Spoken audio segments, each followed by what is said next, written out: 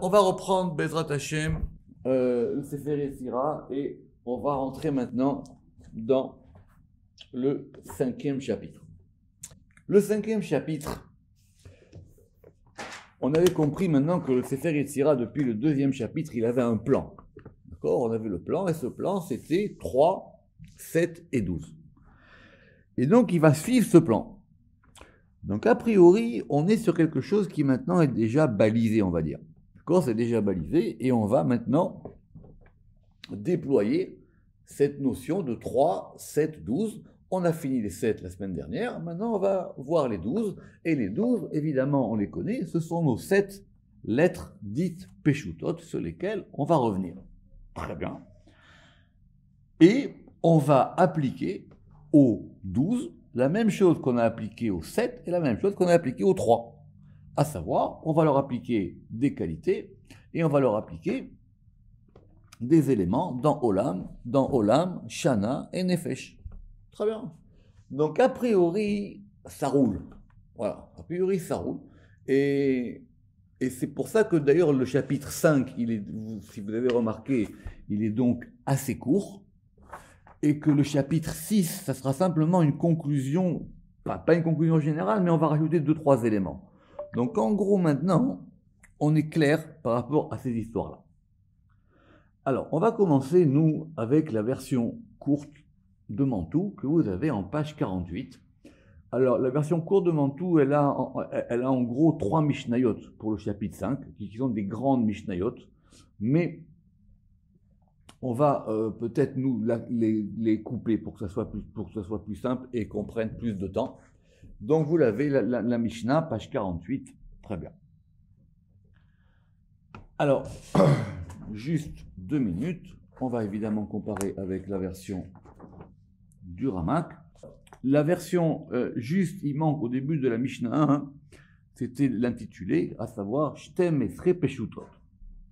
Donc, et dans la version courte, il y a marqué Midatan, Shetem Esre Peshutot. Le Midatan, il est correct, maintenant on sait qu'effectivement c'est un féminin pluriel, mais a priori, quand on dit leur mesure, on aurait dû avoir quelque chose de quoi. Alors, la mesure des 12 quoi? Des 12 lettres, d'accord? Des 12 lettres Peshutot, maintenant on les a, He, Vav, Zahin, et Tet, Yud, Lamed, Nun, Samer, Ain, Sadekouf.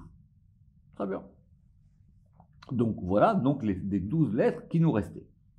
Yesodan et leur fondement, toujours au féminin pluriel, donc là maintenant c'est carré, Reya, Shemia, Recha, Sicha, Le'ita, Tashmish, Maase, Iluch, Rogez, Sechok, Irur, Shena. D'accord? Il y a quelques petites versions, des fois il y a marqué, par exemple chez le Ramak, il y a Reach à la place de Recha, et il y a Siach à la place de Secha, mais ça ne change pas grand-chose. On a simplement mis des féminins pour que ça aille mieux. Donc on va traduire simplement. Donc nous avons donc nos 12 lettres simples, que maintenant on a, He, Vav, Zayin, He, Tet, Yud, Lamed, Nun, Samer, Ain, Sadekouf, Yesodan, et leur fondement va correspondre à quoi? Va correspondre à on va appeler ça, on va dire, des qualités. D'accord? On avait vu ça, vous vous rappelez? Alors, je vous rappelle juste qu'on avait vu ça à propos des 7. Très bien. Et on avait même vu la Témoura. On verra après s'il y a une Témoura ici par rapport à ça. Alors, donc ça va correspondre à Reya, la vue, Shemia, l'entendre, comme on dit, l'ouïe, tout à fait, l'ouïe, Recha, l'odorat. Sicha, c'est quoi? Sicha, ça vient de siyah, c'est le fait de parler. D'accord? Donc je reprends. Donc on a dit Reya, la vue, Shemia, l'ouïe, Recha, l'odorat, Sicha, c'est le fait de parler, Leita, c'est la mastication. Mais Rabbi Chaim Vital, il dit que c'est de l'hébreu mishnaïque et que donc leïta ça correspond plus ou moins au fait de manger. D'accord? Il dit que leïta et achila ce sont des synonymes Tashmish, c'est quoi Tashmish? Tashmish, ce sont les rapports sexuels. Maaseh, Maaseh, c'est le fait d'agir. Ilour, c'est le fait de se déplacer. Rogez, c'est le fait de se mettre en colère. Sechok, c'est le fait de rire, de se moquer. Rappelez-vous qu'on avait déjà fait Sechok et Rogez, on va y revenir dans le Erchéat Kinurim. Irou, alors Irou, c'est un verbe pas facile à traduire parce que c'est pas penser, c'est pas cogiter, c'est en gros quelque chose qui est entre... c'est quelque chose que c'est pas encore une pensée, c'est quelque chose, il va expliquer le Ramak, c'est comme quelque chose qui vient. Les Hirurim, c'est pas des pensées, c'est presque des intentions. C'est entre les deux. D'accord? Parce que la pensée, ça nécessite au moins la Mahashama, etc. C'est un peu comme Me'ar-Er, ça veut dire il y a quelque chose qui flotte. D'accord? Bon, pour ceux qui connaissent, il y a les Hiruré Avera, il y a les Hiruré, ça veut dire. Oui, enfin, penser au sens léger, voilà. Comme quand je dis en français, je pense à. Mais c'est pas vraiment une pensée construite, c'est pas, en tout cas, on ne pourra pas l'attribuer ni à Machashava ni à Bina. Et Shena, c'est évidemment c'est évidemment le sommeil. Très bien, donc on va prendre le temps aujourd'hui d'expliquer cette première partie de la Mishnah. Alors revenons sur les Peshutot. On en a parlé plusieurs fois, mais ça fait pas de mal de faire un rappel. C'est quoi cette notion de Peshutot? Toute cette dernière partie du Sefer Yetzira sur les 12, elle est dans le Pardes, dans Shar Praté Hashemot. On l'a vu ça, c'était dans le Perek Tedvav et dans le Perek Zain. D'accord? Alors, Peshutot, le Ramak, il a effectivement, le mot est intéressant. Donc, Pashut en hébreu, ça peut vouloir dire simple, mais le Ramak, il dit aussi que ça veut dire aussi Lehit Pachet, ça veut dire le fait de se déployer. Rabbi Chevital, il dit que c'est Lehit Pashtut Ad, ça veut dire ça se déploie presque quasiment, pas à l'infini, mais en tout cas indéfiniment, et on va dire ça se déploie dans tout l'espace. Mais pour le moment, comme on n'a pas de notion ni de Olam, Shana et Nefesh, donc en tout cas ça se déploie de tous les côtés. Comme il a dit le Ramak,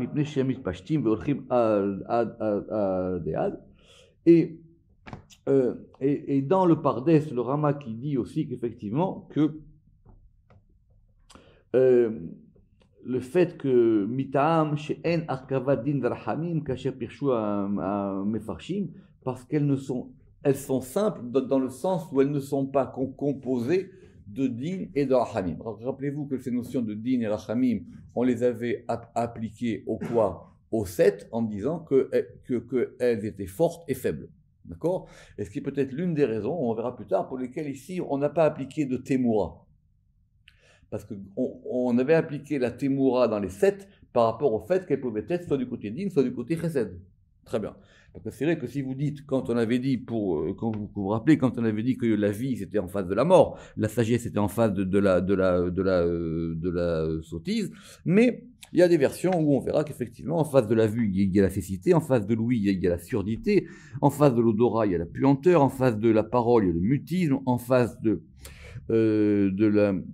fait de manger, il y a le fait d'avoir faim, en face de l'action, il y a le fait d'être infirme, en face de ce qu'il a traduit ici, c'est mal, de la copulation, il y a l'impotence, en face de la marche, il y a la claudication, en face de la colère, il y a le fait de ne pas avoir de foi, en face d'avoir de rire, on va y revenir, il y a la rate, en face de la pensée, du hirurim, il y a le fait de ne pas avoir de cœur, et en face du sommeil, il y a l'insomnie. D'accord? Mais ce n'est pas l'élément le plus capital pour le moment.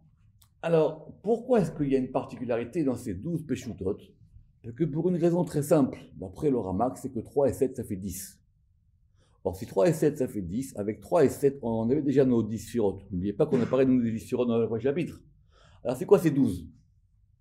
D'accord? Puis qu'on vous rappelez qu'on avait voulu assembler l'alphabet et les Sphirot. Alors, il dit autant c'est clair, les Hamash, les 3 premières, elles sont Keter Chormabina. Les 7, correspondent aux 7 Ketzavot. Mais qu'est-ce qu'on fait maintenant avec les 12? Donc le 12, c'est un déploiement qui se fait dans un degré des séphirotes. Et c'est comme ça que tout le monde dit. C'est comme ça que dit le Ramak et c'est comme ça que va dire aussi Rabbi Chaim Vidal. En gros, c'est quoi? C'est le déploiement de l'élément central des 7 qui est Tiferet.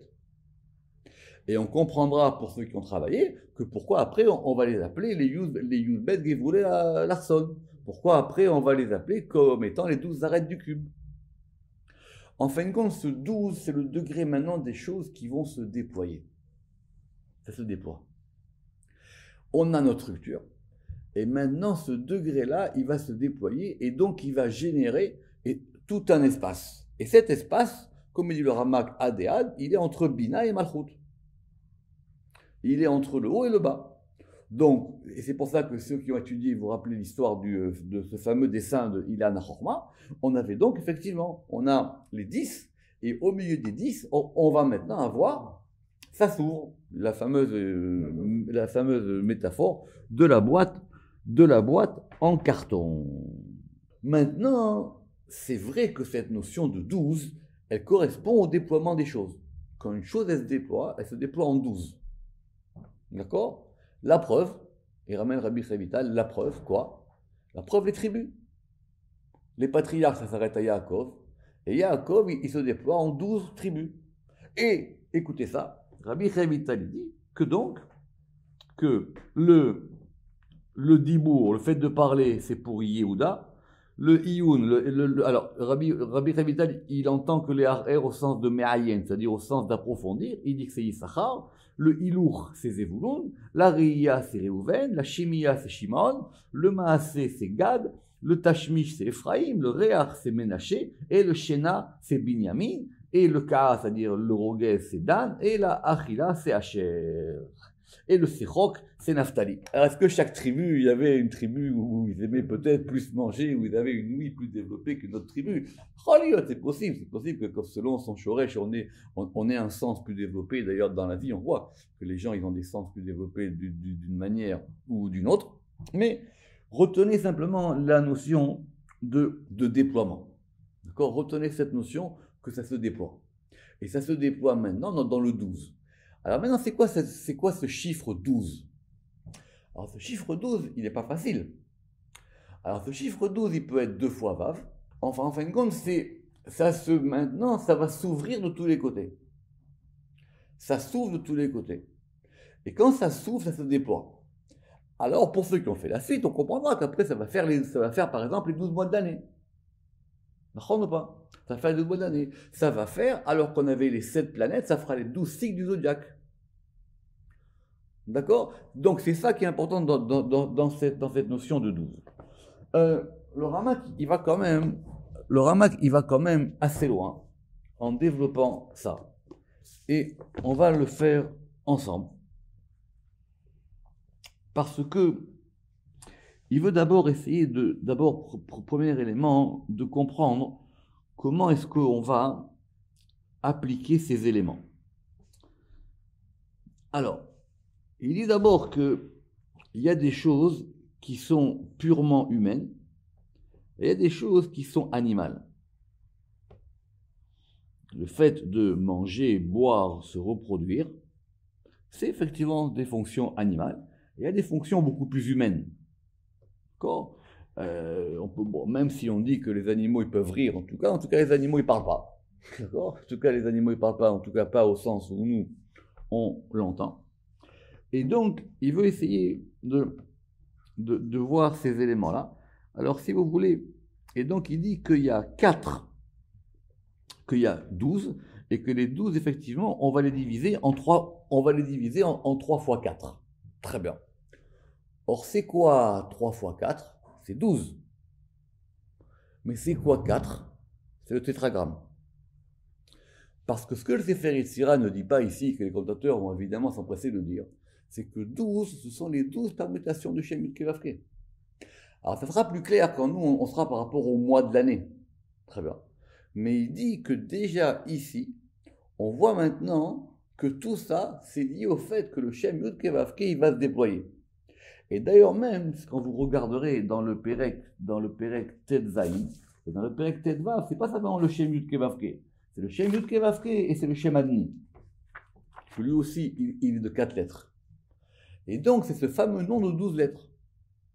Alors, le fameux nom de 12 lettres, il est assez complexe, mais il y a une manière très simple, les Tikkun HaZohar disent de s'en rappeler, Hashem Meler, Hashem Malar, Hashem Imor. Oui, vous avez 3 noms de 4 lettres, c'est le fameux Shem Yud Bet. Et ce Shem Yud Bet, il est ici, il correspond. Alors, donc, et on peut le voir de différentes manières, mais en tout cas, le Ramak, il va essayer de voir ces éléments-là par rapport aux choses. Alors il dit que il y a 4 qualités. Alors, on va faire ça ensemble. Donc, il dit il y a 4 qualités qui sont, on va dire, corporelles. Il y en a 4 qui sont spirituelles. Et il y en a 4 qui sont mauvaises. Très, très bien. Alors, les 4 qualités qui sont spirituelles, c'est le fait de voir, la réia, la shemia, le fait d'écouter, réah, le fait de sentir, l'odorat, et le dibour, et le fait de parler. Ce sont les qualités les plus subtiles. Les 4 mauvaises, c'est le fait, effectivement, c'est le fait du roguez, le fait de se mettre en colère, le sehok, le fait de rire. Vous rappelez que nous on avait vu que, si vous vous rappelez, à propos du Zohar, dans Raya Mehemna, on avait dit roguez et sehok, c'était quoi? C'était le foie et la bile. Vous vous rappelez ça ou pas? C'est le foie et la bile, d'où effectivement le fait qu'on avait dit que le contraire de la colère, c'était le fait de l'absence du foie, et le contraire du rire, c'était le fait de ne pas avoir de rate. Très très bien. Et on a après le hirur et le shena. Parce que, contrairement à Rabbi Chaim Vital, le Ramak, il entend que hirur, c'est les mauvaises pensées. Vous savez, c'est comme des espèces, je sais pas comment, j'arrive pas à trouver le mot en français, c'est des effluves, quoi. Vous voyez, c'est comme si des trucs comme ça qui remontent. Et effectivement, de dormir. Rappelez-vous que la Gemara dit que le Shena, c'est compliqué, mais dans une partie, c'est 1/60e de la mort, et dans une autre partie, c'est 1/60e de la prophétie. Et donc, il dit que le hirur, il est dans le cœur. Alors que la pensée, elle est effectivement dans le cerveau, et il ramène évidemment que le roguez, c'est la colère, mais vraiment la mauvaise colère, et ça c'est lié à la mara, c'est-à-dire c'est lié lui il dit que c'est lié à la bile, tout à fait, et le sechok, il est lié au térol, c'est-à-dire il est lié à la rate. Donc soit c'est la rate et le foie, soit c'est la rate et la bile. Et il ramène ici que par exemple que le sommeil il dépend de l'estomac. Je ne sais pas qu'est-ce qu'il veut dire. Alors il dit effectivement ce sont des mauvaises qualités, mais elles sont effectivement liées, elles peuvent aussi quelque part être bonnes. Alors, et maintenant, donc on avait fait les 4 spirituelles, on avait fait les 4 mauvaises, et maintenant on va faire les 4 matériels, et les 4 matériels ce sont les 4 qui nous restent, c'est-à-dire que si on reprend, c'est-à-dire qu'il va nous rester, donc on a dit Reya, Shemia, Reya, Resear, et ça, et c'était le Leita, Tashmish, Maase et Ilour. Et ça, ce sont celles qui nous restent, ce sont effectivement le fait de manger, de se reproduire, d'aller et de pouvoir marcher. Très bien. Alors, donc, qu'est-ce qu'on fait avec ça? Eh bien, on va simplement maintenant, parce que comme on a vu que voilà, on était sur les rails, il faut faire attention évidemment comment ça va fonctionner. Maintenant qu'on est sur les rails, on va maintenant effectivement suivre le Sefer Yetzira. Mais comme on va quand même travailler un petit peu, je voudrais simplement vous donner 2-3 indications. La première indication, c'est que n'oubliez pas que tout ça, ça va se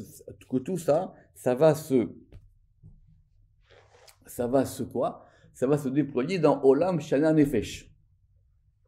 D'accord? Or, Olam Shana Nefesh, ça fait quoi? Ça fait 3. Et 3 fois 12, ça fait quoi? Ça fait 36. La fameuse notion des 36 piliers du monde et des 36 sadikim vient de là. C'est de là que le Ramak il avait vu dans le Pardes, mais tout ça, c'est pas la peine de le refaire. Pour ceux qui veulent revoir les cours, c'est dans Sha'ar, Praté Hashemot, et on avait vu longuement, c'est dans les chapitres, d'ailleurs même on peut le faire plus voir, c'est dans les chapitres 14, 15 et 16, et on avait vu ces éléments-là. Et c'est de là d'où vient cette fameuse notion de 36. C'est 3 fois 12. Que ces 12 vont se déployer à tous les degrés. Est-ce que maintenant ça se déploie aussi au niveau des 3 et des 7? C'est encore une autre question. Que nous on a pensé qu'il y a 3, et que 3 dans 3, après il y a 7 et 7 dans 3, et après il y a 12 et 12 dans 3. Alors quoi? Il y a autant de Olam et de Shana et de Nefesh. Alors le Rama qui va expliquer par rapport au Bahir que finalement peut-être qu'effectivement ça peut agir de différentes manières. Notez quand même juste, et on va terminer avec ça, que du coup, on va retrouver dans ces 12 lettres, eh bien on retrouve les lettres Yud Ke Vav Ke. Elles sont là. Et on ne les avait pas. On ne les avait pas avant. On reprend. On a le He, le Vav, le Zaïn, le Chet, le Tet et le Yud. Lamed, Nun, Samer, Aïn, c'est Kouf. Aïn, c'est dit Kouf. Donc les lettres de Yud Ke Vav Ke, et c'est pas un hasard, elles se retrouvent à l'intérieur. Après, qu'est-ce qu'on va faire des autres lettres? Comment est-ce qu'on va les distribuer? On s'est rendu compte que ce sont les lettres de la distribution. Comment on va les distribuer? C'est une autre question. Mais c'est comme si maintenant on avait la grammaire avec 3 lettres, je reprends avec 3 lettres fondamentales qui sont des 3 lettres mères. Il y a maintenant 7 lettres qui vont agir comme étant des fondements. Et évidemment, on a toujours ici le yesod. Hein. Donc, il y a des lettres qui vont être fondamentalement des lettres. En général, c'est aussi des lettres souvent d'ouverture ou de fermeture des mots. Et on a maintenant 12 lettres qui vont déployer. Et avec ça, on a donc maintenant le langage. Or, si on voit le langage, c'est quoi le langage? C'est 10 sphirotes qui se déploient. Parce que maintenant, on a le déploiement. Parce que si on était resté sur 10, on n'aurait eu besoin que de 10 lettres. Je voudrais juste quand même rajouter, et M. D, il fait bien de poser la question, c'est de savoir maintenant à quelle lettre va correspondre quel élément. Très très bien. Et effectivement, est-ce qu'il y a un ordre? Si vous avez noté, l'ordre, il est l'ordre alphabétique. He, Vav, Zaïn, Chet, Tet, Yud, Lamed, Nun, Samer, Aïn, Sadé, Kouf. Donc on a gardé l'ordre alphabétique. Donc si on attribue l'ordre alphabétique aux éléments, donc du coup, est-ce qu'il faut faire? Donc du coup, le He sera associé à la Reya, le Vav sera associé à la Shemia, etc. Ce qui semble à peu près chez les commentateurs la chose la plus simple à faire. D'accord? Et donc on a suivi ici simplement l'ordre de l'alphabet parce que c'est l'alphabet. Alors ce qui est intéressant, c'est que du coup maintenant l'alphabet il revient dans l'ordre.